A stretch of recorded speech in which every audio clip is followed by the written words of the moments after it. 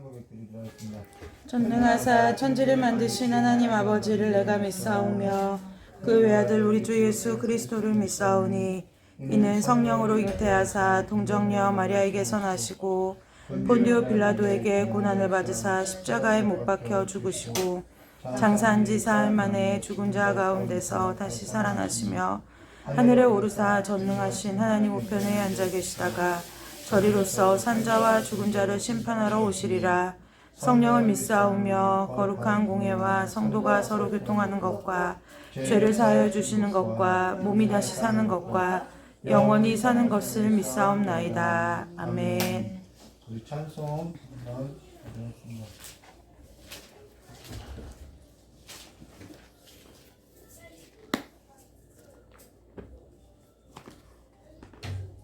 찬송가 246장입니다.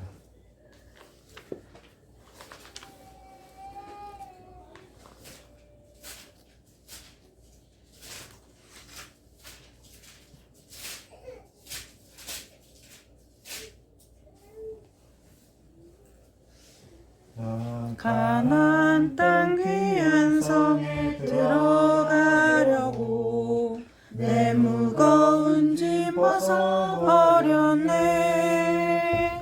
죄 중에 다시 방황할 전혀 없으니 저 생명 시냇가에 살겠네.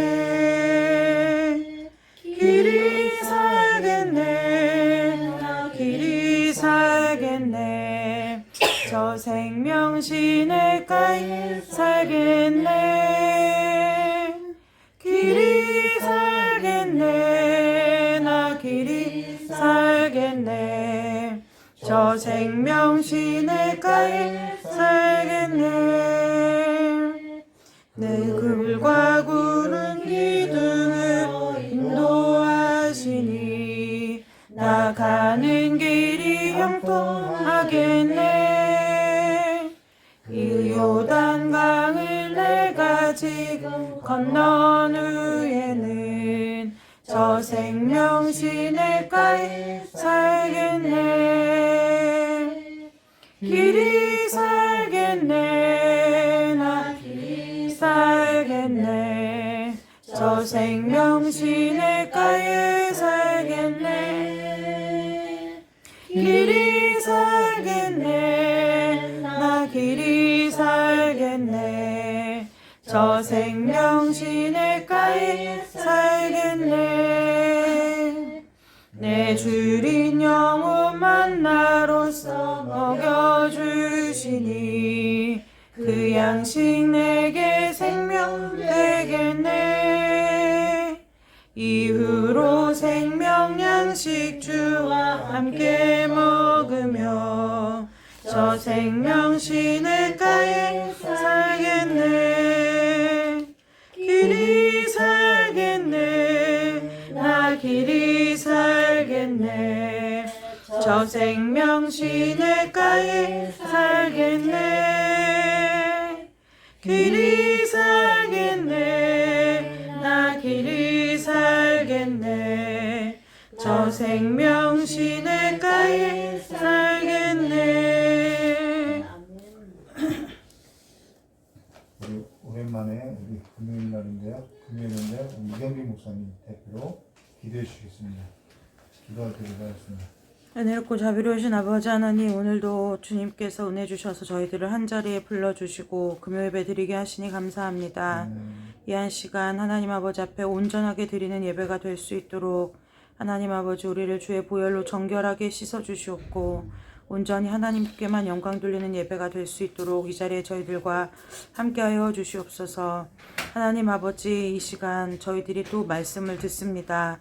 그 말씀 앞에 저희들을 두셨사오니 그 말씀이 저희의 마음 가운데 들리게 하시고 또한 그 들려진 말씀이 우리 가운데 씨 뿌리를 내려서 하나님 아버지의 자녀로서 하나님의 사람으로서 하나님 이 땅에서 살아가는 동안에 주님의 향기를 날리며 주님의 자녀로서 세상 가운데 우뚝 서서 하나님의 살아계심을 증거하는 증인으로서의 삶을 사는 귀한 말씀 될 수 있도록 주님 축복하여 주시옵소서. 말씀을 전한 목사님 영육간의 강건함으로 붙들어 주시되 이 시간 성령 하나님께서 도와주시고 인도하셔서 아버지와 이 말씀을 통하여 하나님께서 저희에게 주시고자 하는 그 은혜를 하나님의 마음으로 전하기에 부족함이 없도록 주님 지켜주시고 보호하여 주시기를 원합니다. 이 자리에 함께하지 못한 성도들이 있습니다. 어디든지 그 이 시간에 저희들에게 주시는 그 동일했던 그 은혜가 그곳에도 있게 하여 주시옵고 하나님 아버지 우리가 언제 어디서 어떠한 삶을 살든지 간에 하나님의 사람으로서 주님의 자녀로서의 합당한 삶을 살 수 있도록 은혜 내려 주시옵소서. 하나님 우리 귀한 권사님 귀한 가정 이제 장례를 은혜 가운데 무사히 마쳤습니다. 하나님 아버지께서 계획하신 아버지의 뜻대로 주님께서 한 생명을 이 땅에 보내시고 또 하나님의 때가 되어 하나님의 곁으로 부르셨사오니 그 모든 일에 주님께서 함께 하셨고 또 하나님 아버지 그 일들을 통하여 아직 그 가문 가운데 믿지 아니하는 자녀들이 예수 그리스도께로 돌아오는 역사 있게 하여 주옵소서. 그래서 하나님 오랫동안 우리 귀한 권사님과 또 먼저 천국에 가신 안수 집사님이 기도하신 그 기도가 하나도 땅에 떨어지지 아니하고 하나님의 나라에 하나님의 귀에 들린 기도가 되어서 하나님 아버지 이제는 이 가문이 우리 귀한 권사님의 가정으로부터 시작하여 모든 자손들이 예수 그리스도를 모르는 백성이 없는 믿음의 귀한 가문 될 수 있도록 주님 축복하여 주시고 아버지 위로하여 주시며 그 하늘의 위로가 주님의 평안이 유가족들 가운데 임하도록 주님 축복하여 주시옵소서. 예배 모든 것을 주님 앞에 온전히 맡겨드리오며 거룩하고 존귀하신 예수님의 이름으로 감사하며 기도드리옵나이다. 아멘. 감사합니다. 우리와 함께 나누는 말씀 마태복음 24장 15절에서부터 28절까지 말씀입니다. 마태복음 24장 15절에서부터 28절까지 말씀 한 절 한 절 기도하도록 하겠습니다. 마태복음 24장 15절부터 28절까지 말씀 한 절 한 절 기도하도록 하겠습니다. 제가 먼저 기도하겠습니다.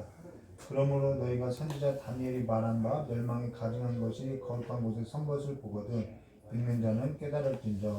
그때 유대에 있는 자들은 산으로 도망할지어다. 지붕에 있는 자는 집 안에 있는 물건을 가지러 내려가지 말며 밭에 있는 자는 겉옷을 가지러 뒤로 돌이키지 말지어다. 그날에 아이벤 자들과 젖먹이는 자들에게 화가 있으리로다.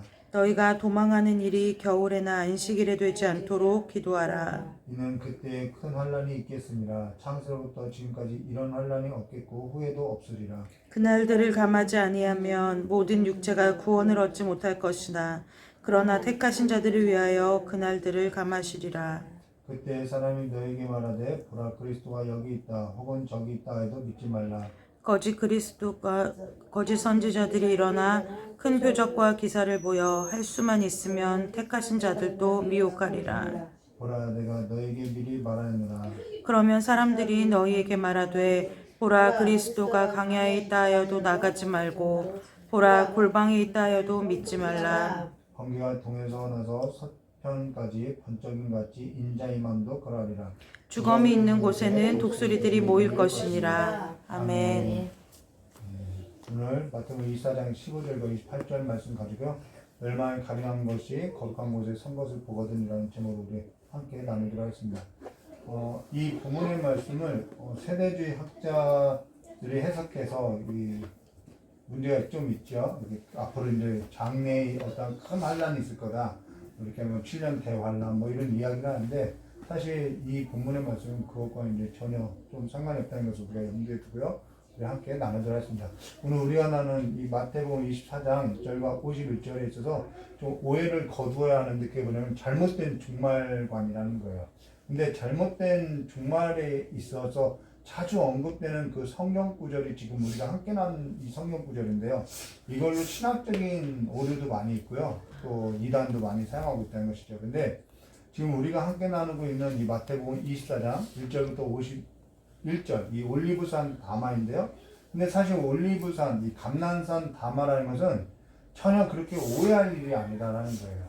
사실 성경 역사만 알아도 또 성경 역사라는 것은 또 일반 역사도 있는데 이 모든 역사가 하나님이 주관하는 역사인데 이를 배제해놓고 문자로서 이 글로서만 해석하다 보니까 그런 오해가 이제 생겨난다는 것이죠. 그래서 이 성경 역사며 일반 역사에 대해서 알면은 이것이 전혀 오해될 것이 있다는 것입니다. 그럼 올리브산, 감난산, 다마라는 것은 어디서부터 이렇게 시작된 이야기냐면은 이 예수님과 제자에 관한 이야기라는 거예요. 그래서 마태복음 24장 1절과 2절 말씀 보시면은 예수께서 성전에서 나와서, 예루살렘 성전이죠. 성전에서 나와서 가실 때 제자들이 성전 건물, 예루살렘 건물을 보았다는 거예요. 성전 건물을 가리켜 보이려고 나오니 대답하여 이르되 너희가 이 모든 것을 보지 못하느냐? 내가 진실로 너에게 이르노니 돌 하나도 돌 위에 남지 않고 다 무너뜨려. 지금 이건 예루살렘 성전에 관한 이야기라는 것이죠. 예루살렘 성전이 무너질 것에 관한 예고라는 거예요. 그리고 그것이 예언인 거죠. 근데 3절 말씀 볼게요. 예수께서 감난산, 이제 예수님께서 이 말씀을 하시고 산에 올라갔다는 것입니다. 감난산 위에 앉으셨을 때 제자들이 조용히 와서 이르되 우리에게 이르소서 어느 때 이런 일이 있겠사오며 또 주님의 임하심과 세상 끝에는 무슨 징조가 있습니까? 라고 질문하는데 사실 이들에게는 이 예루살렘의 멸망이라는 것은 단순히 그냥 예루살렘이 멸망하는 것을 말하는 것이 아니라 예루살렘 멸망 곧 세상 끝날 종말을 의미한다라는 거예요. 그래서 이 두 가지를 같이 물어서 예루살렘 멸망 그 세상 끝날에는 무슨 징조가 있습니까? 라고 같이 질문하고 있다는 것입니다. 그래서 예수님께서는 여기에 있어서 예루살렘의 멸망이 세상 끝날이 아니라 그건 재난의 시작이다, 종말의 시작이다라는 얘기와 그리고 내가 임할 때에는 세상 끝날 때에는 이런 일들이 있을 것이라는 구분해서 전하고 있다는 거예요. 근데 그 구분 없이 이 신학을 만들어내고 또 이러한 오류를 문자로서 해석하기 때문에 이 공포심을 주는 거죠. 그러면서 마태복음 24장 4절과 14절은 예루살렘 성전이 무너지기 전에 여러 가지 징조, 이 전조 증상이라고 하죠. 그 징조를 말하는 거예요. 우리도 임신하게 되면 출산날이 다가오면 어떤 증상들이 있는 것처럼 그렇게 전조 증상이라는 것이죠. 그리고 마태복음 24장 15절과 28절은 예루살렘 성전이 무너지기 바로 직전 그 임박한 그때의 징조를 말한다는 것입니다. 그래서 28절까지는 예루살렘 성전이 무너질 것에 관한 이야기라는 거, 예고라는 것이죠. 그러면 그 이후의 이야기는 무슨 얘기냐면 예수님께서 세상 끝날에 있는 이렇게 구분되어 있다는 것입니다. 그러면 지난 설교에 이어서 우리 15절 말씀 보시면은 그러므로 너희가 선지자 다니엘이 말한 바 멸망에 가증한 것이 거룩한 곳에 선 것을 보거든 있는 자는 깨달을진저. 이 다니엘이 예언했던 글인데요. 다니엘서 11장 31절 말씀 보시면은 군대는 그의 편에 서서 성소, 자 거룩한 곳이 어디냐면 성소라고 나와있죠. 성소 곧 견고한 곳을 더럽히며 매일 드리는 제사를 폐하며 멸망하게 하는 가증한 것을 세울 것이며 이때가 온다라는 거예요. 그리고 예수님은 이 다니엘이 했던 이 말씀을 인용해서 지금 예루살렘 성전이 무너질 걸 이야기했죠. 그래서 여기 성경 구절인데요. 다니엘서 11장 31절에 관한 성경 구절인데 여기 그러면 거룩한 곳은 성소를 말해요. 그러면 멸망에 가증한 것이라는 건 무엇을 얘기하면 제사라는 거예요. 이방 제사라는 거죠. 이걸 얘기하는 것은 일부 잘못된 기독교인 중에서 이걸 멸망에 가증한 것을 어떻게 해석하냐면은 적그리스도라고 해석하는 거예요. 어떠한 특정한 인물로 해석하는 경우들이 적지 않다는 거죠. 가령 뭐 히틀러다 또는 뭐 중국의 뭐 주석이다 뭐 북녘 땅에 있는 그 독재자다 뭐 이러한 식으로서 적그리스도가 멸망에 가증한 사람, 적그리스도를 말하는 거다 이러한 해석으로 한다는 것입니다. 근데 여기 멸망한 가증한 것이라는 것은 당시 이방 사람들이 드렸던 제사라는 거예요. 성경 구절에서 우리가 주목해 보면요, 군대는 그의 편에 서서 다니엘서죠. 성소, 예루살렘 성전, 그 견고한 것을 더럽히며 매일 드리는 제사를 폐하며 멸망하게 하는 가증한 것을 세울 것이니라는 것은 당시 로마 군대가 이들의 성소를 에워싸고 성소 안에 있는 유대인들이 가장 혐오했던 짐승을 잡아들여서 그들의 신에게 제사했던 그거라는 거예요. 유대인들의 제사를 폐하고. 그런데 유대인들이 가장 가증스럽게 여기고 혐오스럽게 생각하는 짐승이 뭐냐면 돼지라는 거예요. 근데 이 돼지는 헬라권에 속하여 있는 사람들, 그러니까 헬라와 로마 사람들에게 있어서는 돼지라는 것은 혐오스러운 짐승이 아니라 부와 풍요를 상징한다는 것이죠. 그래서 그 부와 풍요를 상징하는 것으로서 그들의 신에게 제사했다는 것입니다. 그러나 유대인에게 입장에서는 그것이 가증스러운 거예요.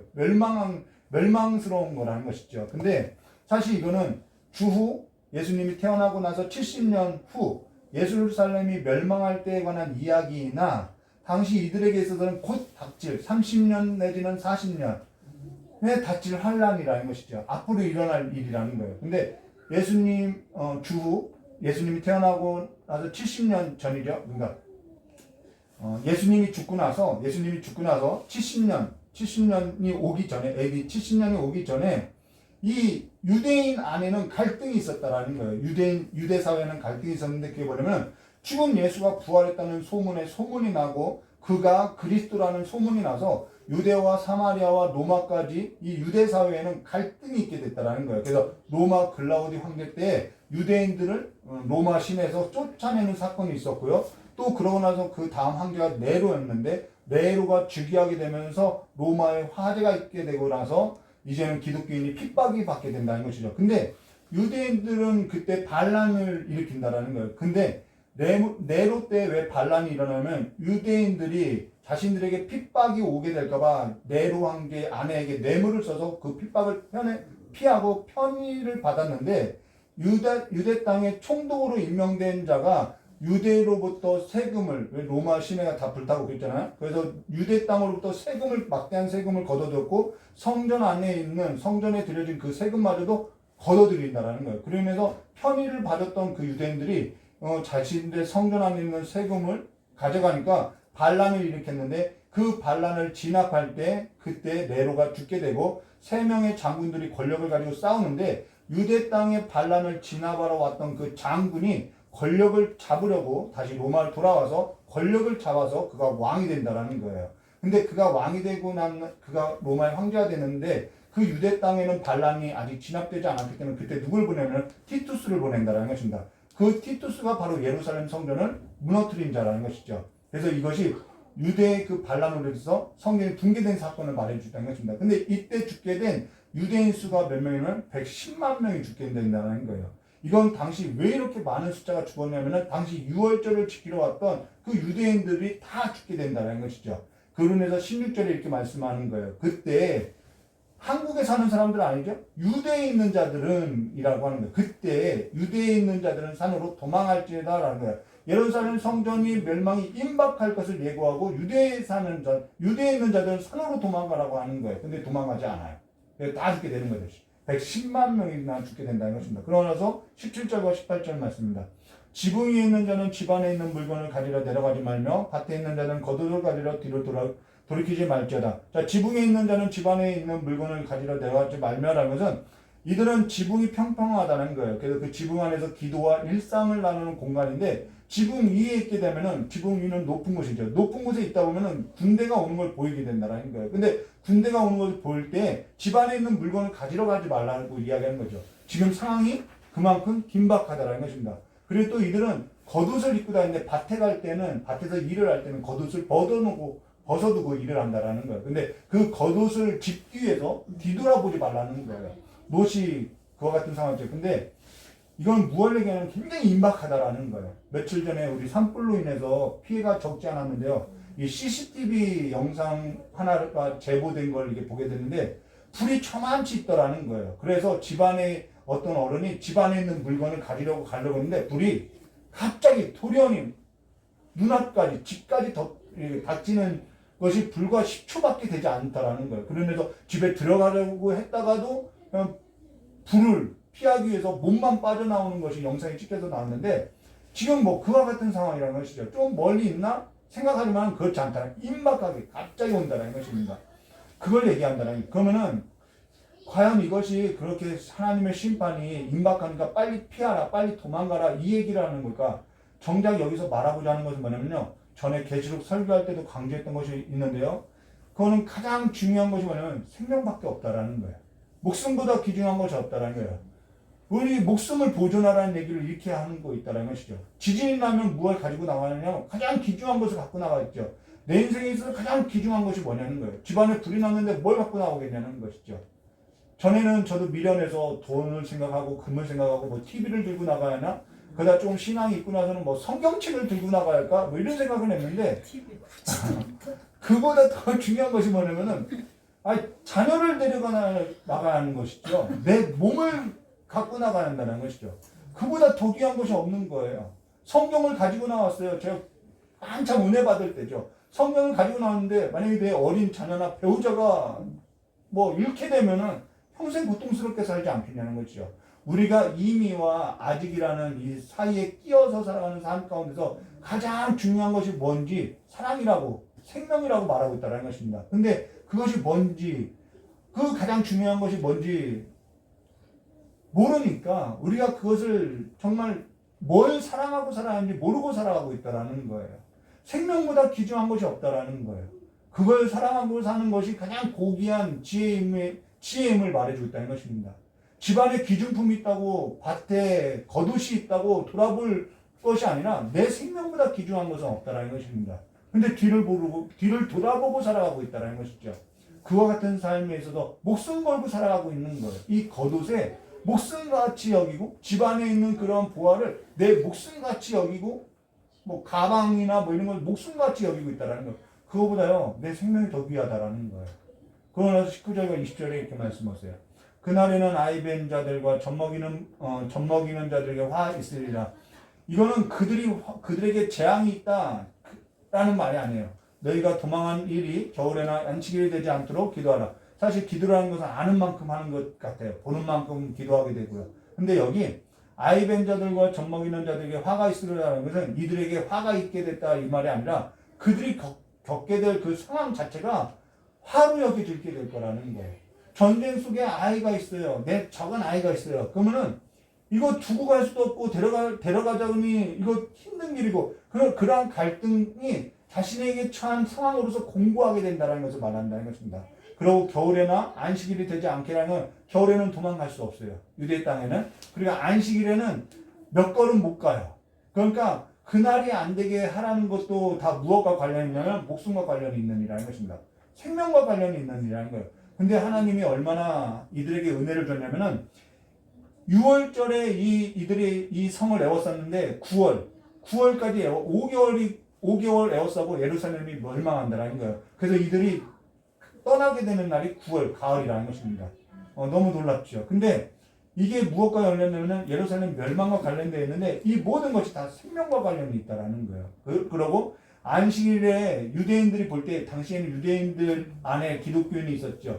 유대인들이 볼 때 유대 기독교인들이 도망하는 걸 보면은 안식일날 도망가는 거는 저것들 목숨보다 이 하나님의 계명보다 지 목숨 생각하는 이렇게 보게 된다는 것이죠.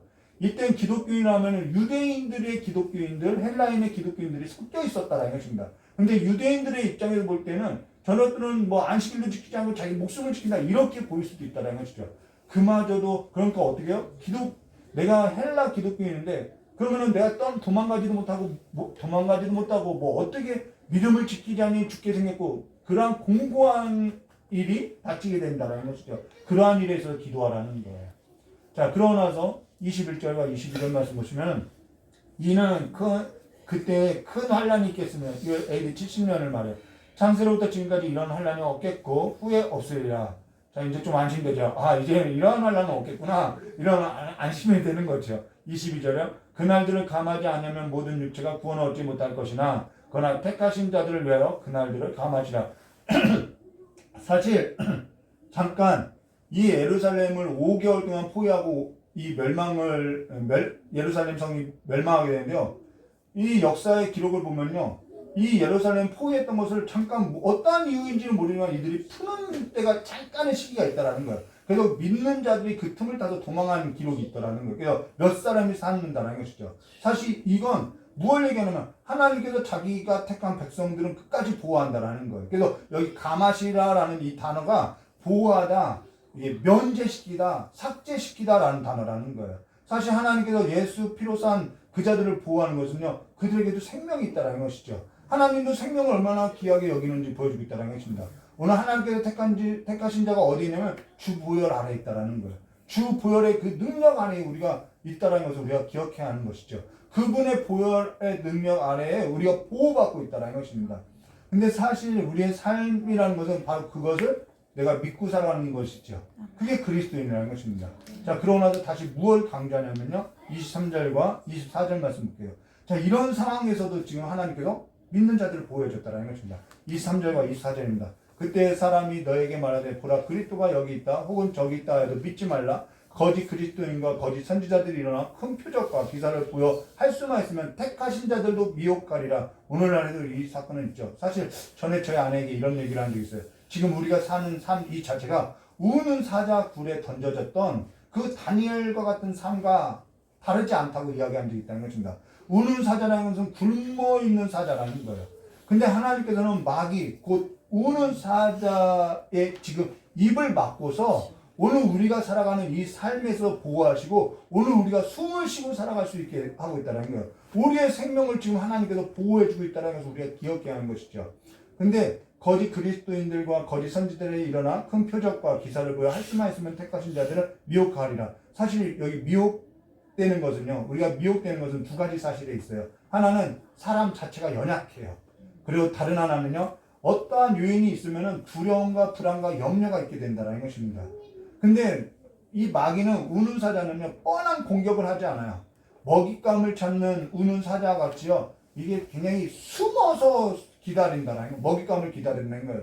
우리 문화 속에도 문화를 보면은 교묘하게 숨어져 있다는 거예요. 인권이니 윤리니 하는 그러한 교묘한 속에서 숨어 있다는 거죠. 정치도 마찬가지라는 거예요. 인권이니 윤리니 하면서 도덕이니 하면서 교묘하게 어떤 진리를 해방시키는 일들이 숨어져 있다는 것입니다. 사실 뻔한 공격 같으면 미혹될 일도 없어요. 저거 공격이라고 우리가 이해하죠. 근데 웃긴 것은요, 거짓 그리스도, 거짓 예수, 거짓 선지자는 있어도요, 거짓 부처, 거짓 공자, 거짓 맹자 이런 사람은 없어요. 어찌 그런 사람들은 없을까 이렇게 생각해 보니까 그들은 다 살아있는 자들이 아니라는 거예요. 모두가 그냥 죽었다라는 거예요. 그리고 그들은 죽었다는 것을 다 세상 사람들 다 알고 있어요. 근데 예수는 살아있고 살아났고 기묘하다라는 거예요. 그러니까 계속해서 거짓 예수가 나타나고 거의 그리스도가 나는 거죠. 근데 25절과 27절에요. 보라 내가 너에게 미리 말하느나 그러면 사람들이 너에게 말하되 보라 그리스도가 광야에 있다 해도 나가지 말며 보라 골방에 있다 해도 믿지 말라. 요즘에는 골방 가운데 이렇게 돗자리 깔아놓은 그런 예수들도 많죠. 근데 27절에요. 번개가 동편에서 나서 서편에서 번쩍임 같이 인자 이만도 그러하리라. 여기 번개가 동에서 나서 서편까지 번쩍임 같이 인자도 이만이라. 이게 무슨 얘기냐면요. 그러니까 예수님이 막 동에서부터 서에서까지 이 얘기가 아니라 번개가 한번 번쩍이면요. 모든 사람이 다 본다라는 거예요.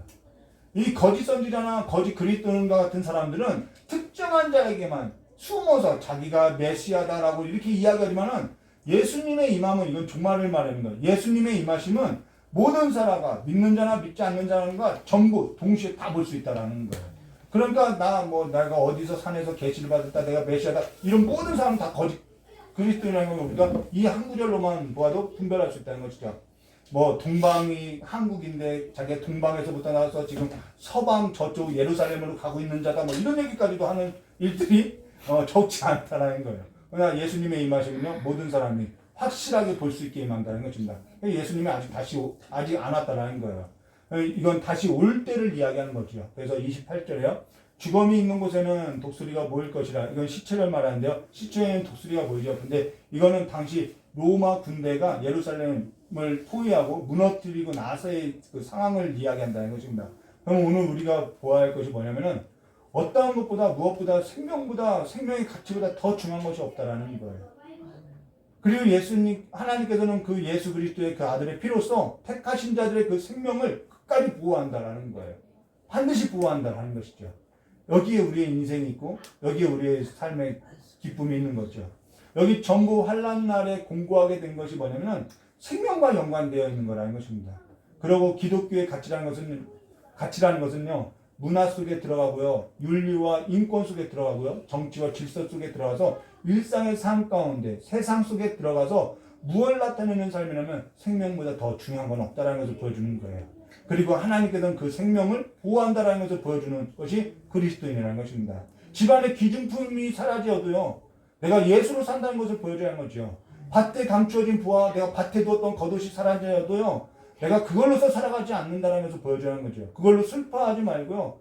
세상 속에 들어가서 세상 가운데서 생명이 사라지는 일로 인해서 우리가 슬퍼해야 하고요. 생명이 붙어있는 일로 인해서 우리가 기뻐해야 하는 거죠. 그래서 세상 속에 들어가서 그리스도인은 생명을 살리는 일에 있어서 선한 일을 행하는 일에 있어서 우리가 즐거워하고 기뻐하는 것을 나타내는 그 성도가 되어야 한다는 것입니다. 아멘. 끝까지 하나님의 사랑, 하나님의 그 생명에 붙들린 자로서 끝까지 서로 사랑하는 이 선한 일에 있어서 삶으로 보여주는 그리스도인들이 되시기를 주님의 이름을 축원합니다. 다 같이 기도드리려 하겠습니다.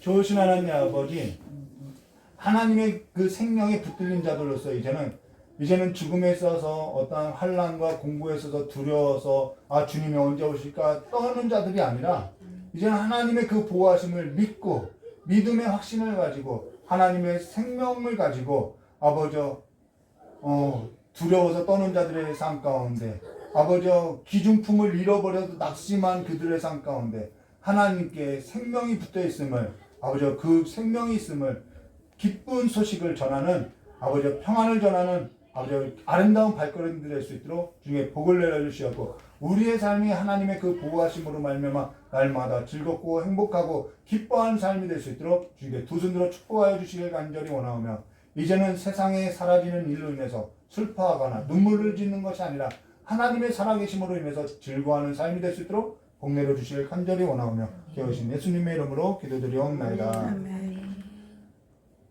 우리 찬송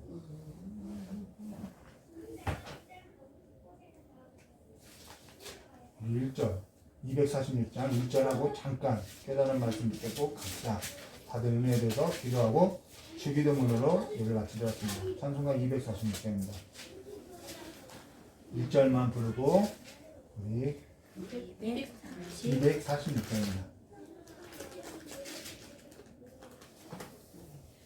나 가나안 땅 귀한 성에 들어가려고 내 무거운 짐 벗어버렸네.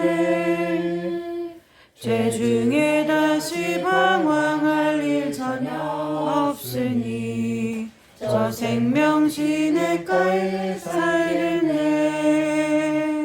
길이 살겠네. 나 길이 살겠네. 저 생명 시냇가에 살겠네. 길이 살겠네. 나 길이 살겠네. 저 생명 시냇가에 살겠네. 길이 살겠네. 나 길이 살겠네. 저 생명 시냇가에 살겠네. 길이 살겠네. 나 길이 살겠네. 저 생명 시냇가에 살겠네. 그 홈쇼핑을 보면은 그 사람들이 써보지도 않은 그 물건 또 막 본인이 그 써봤다는 그 물건을 막 진짜 사실같이 너무 좋다라고 이렇게 소개하는 걸 봐요. 근데 우리는 예수의 생명이 있는 자들인데 그 예수가 정말 살아있다고 이게 소개를 하지 못하고 살아가는 것 같아요. 여러분 어느 곳에 가든지 정말 그 예수가 생명이라는 것을 전하는 삶이 되시기를, 그래서 그 무엇보다도 예수가 가장 귀하다는 것을 전하는 삶이 되게 해달라고 이 시간 찬양과 기도하도록 하겠습니다. 참으로 좋으신 하나님의 아버지, 예수가 내 삶 가운데 귀한 부활로서 이제는 그 무엇과도 비교할 수 없는 부활로서 합당할 수 있는 삶을 살 수 믿음 있는 있는 거여 자들로서 주옵소서. 삶을 살아가시도록 성령님 올려주실 간절히 우리를 붙들어주시고 우리를 원하오나니 언제든지 못한 벌로서 세워주시옵소서. 형제간에 다투고 하나님 집안에 아버지께서 함께 하여 사이드로서 주시고 인도하여 후기로서 주시고 아버지 시기하고 질투하고 아버지 우리가 비교하고 무엇을 살아가는 믿지 삶이 어디에 아니라 있든지 누구를 비교할 만나든지 수도 없는 하나님의 부활을 가진 자녀로서 예수 그리스도의 그 생명을 예수 가진 그리스도의 부활, 자로서 예수 주님의 그리스도의 복음에 피로 빚진 씻김을 자로서 받은 자들로서 아버지 우리가 우리를 이제는 하나님의 그 보호하셔서 부활하신 아버지 가운데 예수 그리스도의 그리스도의 영광이 부활의 능력 드러나도록 아래 살아가는 주님 축복하여 삶으로서 주시고 날마다 부활의 소망이 즐거워하고 우리 가운데 기뻐하는 삶이 될 수 되게 있도록 해주시고 주여 역사해 우리를 통하여 주시옵고 부활의 아버지 소망이 이제는 나타날 수 우는 있도록 사자같이 우리를 주님 날마다 축복하여 미혹하는 주시고 그 인도하여 삶으로서 주옵소서. 살아가는 것이 아니라 주옵소서. 이제는 인도하여 다니엘의 그 주옵소서. 상같이 함께 아버지 하여 우는 사자 주옵소서. 가운데 성령을 던져졌어도 붙들어 주시옵소서. 하나님께서 그 생명을 온전히 구하셨던 주님 그 가운데 생명 아래에 있는 아버지 삶같이 우리가 하나님을 심령을 바라보고 하나님의 살아계신 것, 하나님의 생명을 주옵소서. 증거하는 자들로서 삶을 아버지 승부수를 띄우는 삶이 될 수 있도록 주여 복을 내려주시길 간절히 원하고 합니다. 두려워하지 않게 해주시옵고 아버지, 하나님의 주님께서 생명 만나게 가운데 하시는 살아가는 사람들 가운데서 삶으로서 날마다 아버지, 주의 보호하실 우리 가운데 예수의 살아가는 숨쉬는 사람이 될 수 예수 있도록 그리스도의 복을 사랑이 내려주시길 나타날 수 간절히 원하며 있도록 배우신 아버지, 예수님의 우리를 이름으로 붙들어 축복하며 주시기 기도드리옵나이다. 좋으신 하나님 아버지, 우리의 삶이 다니엘과 같이 우는 사자굴에 던져진 상과 같으나 아버지, 오늘 우리가 여기서 살 수 있는 것을 하나님께서 우리의 생명을 택하시고 그리스도의 부활의 능력으로서 우리를 덮어주셔서 그 생명 가운데 우리를 살리시고 우리를 호흡하게 하셨사오니 이제는 우리의 삶이 날마다 주님의 그 생명 가운데 있는 자들로서 아버지, 높은 자나 낮은 자들의 삶 가운데 하나님께서 나의 생명을 보호하고 있다는 것을 아버지 증인으로서 증언하고 살아가는 삶이 될 수 있도록 나타내 보여줄 수 있도록 우리가 하나님을 믿는 믿음을 더하여 주시길 간절히 원하고 합니다. 이 세월 가운데 더욱더 근신하여 깨어있어서 하나님을 믿는 자들로서 아버지 우는 사자 같은 그 마귀를 대적하고 살아가는 삶이 될 수 있도록 날마다 그래서 세상 사람들이 저 사람은 무엇을 가지고 살아가는지 아버지 우리의 삶을 통해서 나타나 보여주는 아버지의 삶이 될 수 있도록 믿음 더하여 주시길 간절히 원하오며 여호신 예수님의 이름으로 기도드리옵나이다. 아멘. 우리 주기도문으로 예배를 마치도록 하겠습니다. 하늘에 계신 우리 아버지여, 이름이 거룩히 여김을 받으시오며 나라의 마옵시며 뜻이 하늘에서 이루어진 것 같이 땅에서도 이루어지리다. 오늘날 우리에게 일용할 양식을 주옵시고 우리가 우리에게 죄진 자를 사하여 준 것 같이 우리 죄를 사하여 주옵시고 우리를 시험에 들게 하지 마옵시며 다만 악에서 구하옵소서. 대개 나라와 권세와 영광이 아버지께 영원히 있사옵나이다. 아멘. 감사합니다.